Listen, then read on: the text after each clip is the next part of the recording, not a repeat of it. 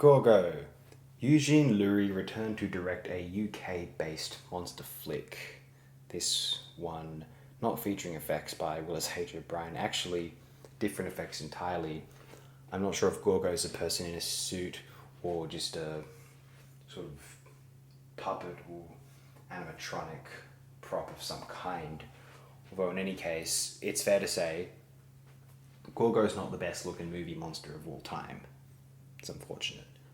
The setting of the film is quite potent. English setting, sort of oceanside. It's rather visceral, and arguably the photography is relatively nice, sometimes pleasing, and it's when it has to incorporate the monster, the genre film, into the proceedings, when it becomes a little bit jarring, actually.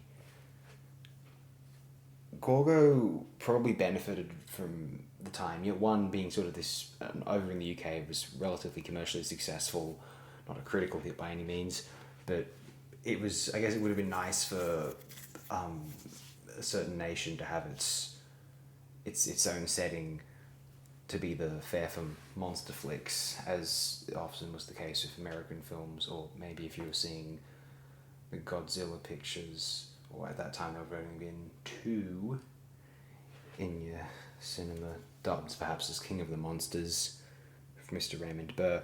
But in any case, I mean, Gorgo would have been successful partly because you would have seen that poster and the one you're seeing here. Actually, no, I'm doing screw caps, excuse me.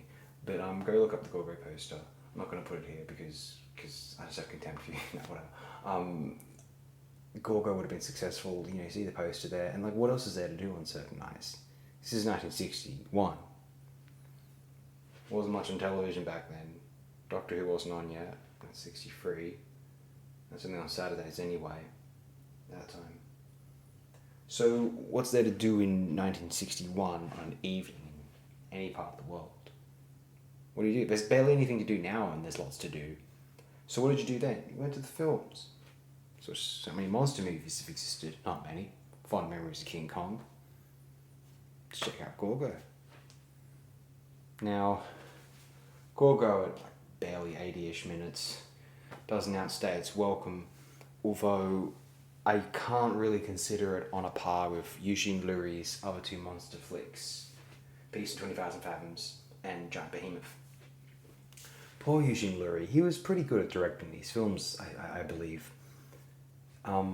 Sadly, one, I think, this might not be his fault, but I think, it was more difficult to render the monster in a colour format. A lot of the famous monster films up to this point in time, obviously King Kong, Godzilla, 20,000 Fathoms, you mentioned Giant Behemoth too, they're in colour, they're in black and white, not in colour, so they're easy to blend the monster in with those surroundings. Gorgo, it doesn't suffer, it suffers by comparison. And so, Eugène Lourié, I believe he assistant directed to Jean Renoir at one time, and so he wasn't too happy that his career in the English-speaking world was just for directing these, I don't know if you call them B pictures, but I mean, they're of some high budgets, clearly, certainly 20,000 Fathoms, but, they're not exactly Oscar winners. And so, not maybe visual effects Oscars, but then those don't go to the director then. It's a state of affairs which, I feel a bit bad for Lourié, but at least he got a paycheck, I suppose. And frankly, he does put a little bit more love into these films than the average cynical sort of hack who sees this as like the extent of the career or what they might even do with the medium. Versus Lourié, he sort of wants to do something more and sort of springs out of his cinematographic ethos on these genre monster productions, although obviously the man probably likely wished he was doing more. All the same, Gorgo's Gorgo. Enjoy the screen caps, everyone.